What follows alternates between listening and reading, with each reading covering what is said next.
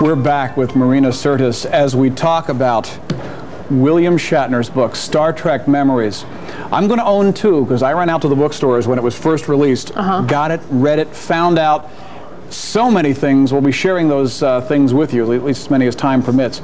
It's $94.50 because we had a coup, an absolute coup, because he signed 4,500 of these. 2,000 sold at retail, I believe, the first day this was offered. And we got the remaining 2,500. Each one is numbered. It tells you right in the front which number you have, and there is William Shatner's autograph. Well, despite how untidy it is actually very hard to get William Shatner's autograph. Very. It's probably almost impossible. In the Star Trek universe, probably the most difficult to get. Yeah. This book is fraught with pictures from the original episodes, behind-the-scenes shots, facts that will, even if you're a dedicated Trekkie, facts that will stop you in your tracks. For example, when Roddenberry first got the idea for Star Trek, he went to CBS and pitched the idea, and they sat there and listened to him for 3 hours and said, gee, we'll pass. And then next year they came out with Lost in Space, using pretty much every idea he had. That was number one. A couple of things that grabbed me.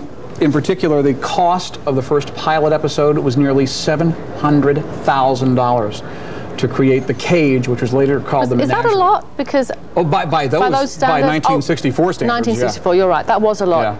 I'm thinking of how much the DS9 pilot cost. Oh yeah, no comparison. That 30 millions, 25 million, something. 30 years hence. You know, I mean, so I don't know how. And it was also, and Shatner cites it in this book, also working with Desilu, which he cited as the cheapest studio he'd ever worked with in Hollywood, and how when they did the first pilot, NBC looked at it and said, this is incredible. This is the most phenomenal piece of television drama we've seen. Pass.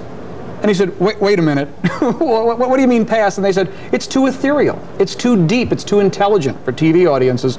We need more action. We need more rock'em sock'em. Right. And get rid of the guy with the pointed ears. That's stupid. They don't like it. Now, where did you find all this out? So if you're telling me stuff here that I didn't know. I read the entire book. Oh, okay. Cover to cover, probably twice now. Because every time I would read it, the first time I read through, I said, really? Really? And so I read it a second time. I found out that, now Gene at that time had Majel Barrett as his girlfriend and mistress, and she had been #1 in the original pilot. Yeah, I know that. And they also he had to fire her.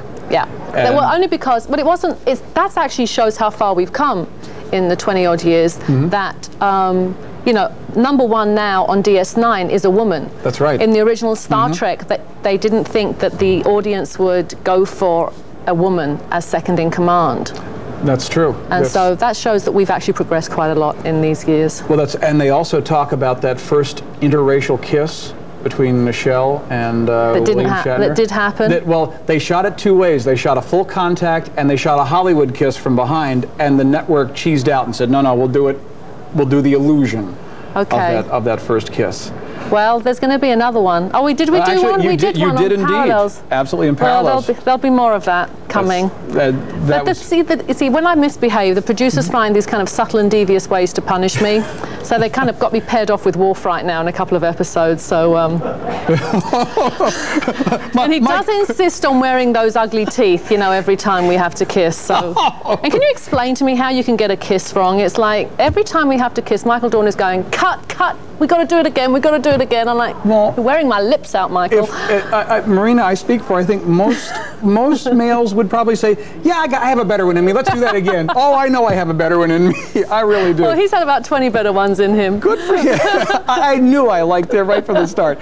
Right now, William Shatner's book, Star Trek Memories, autographed, available nowhere else in the primary market, $94.50, a very special gift for the Star Trek collector or for the Star Trek fan. And as you dial in for it, we go back to the phones and say hi. Welcome to QVC. You're on the air with Marina Sirtis. Hi, I'm Pat from Olean, New York. Hi, Pat. Hello, Pat. Hi, I just want to tell you, Marina, you have got to be the best of any of the Star Trek. Oh! I thought there was a punchline there, Pat. No. I can remember when the old Star Trek first came on. No. You mustn't call them the old Star Trek. They're the original Star Trek. Okay, the original Star Trek. Yeah. I'd have to be good all week so I could stay up late Friday night to watch the show. Oh, boy. So you were a child. You were a baby child. Little kid. Yeah, little kid. I'll be. Now, Pat, are you dialing in for Star Trek Memories? I already have it. Uh-oh. I ordered it today. Oh, you do? Okay. Yeah.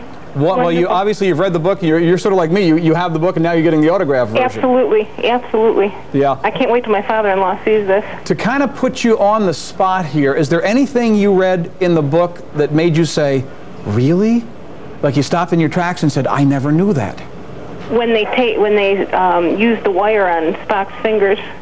That was on Kirk's fingers. Yeah, Kirk's, exactly, the fishing hook, because he could never do that. Right. And William, if you're watching, Bill, I can do it with both hands. Just thought I'd bring I have to really think about it.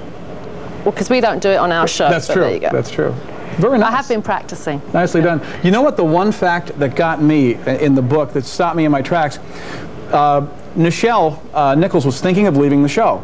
She thought her character wasn't being developed as fully as she wanted it to be. Right. She was going to leave, and then she was at a function, and Dr. Martin Luther King came up to her and shook her hand and said, "I am a great fan of Star Trek, and especially a fan of you. Boy, this is exciting. The first black woman as a star of a major television series. This is so important for all of us, and thank you. Keep up the good work." And Nichelle said, "I guess I'll hang around for a little while." Yeah. That's an amazing story to think that the original Star Trek had such an impact in society. It did indeed. Yeah. Well, it's chock full of photos, as you know, and your autograph version's on its way. Pat, thank you for the call today. I just wanted to tell Marina real quick, our favorite episode of all time had to be Galaxy's Child. The Child or Galaxy's Child? Galaxy's Child. Now, which one was that? The one where you had the son, Ian? No, that was the Child. No, that was the Child. The Child. Galaxy's Child was about this thing in space that adopted the Enterprise. That's right. Yeah. But the Child was the one where I had Ian Andrew. Yeah. Yeah.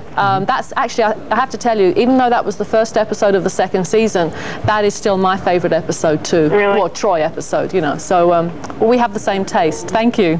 Thanks so much, and keep up the good work. I'll try. Thanks. Okay. Pat, thanks for the call. Thank you. Bye-bye. Bye-bye. Right now, we are very busy on the lines for Star Trek Memories, signed by William Shatner, $94.50. Each one an individually numbered and autographed copy.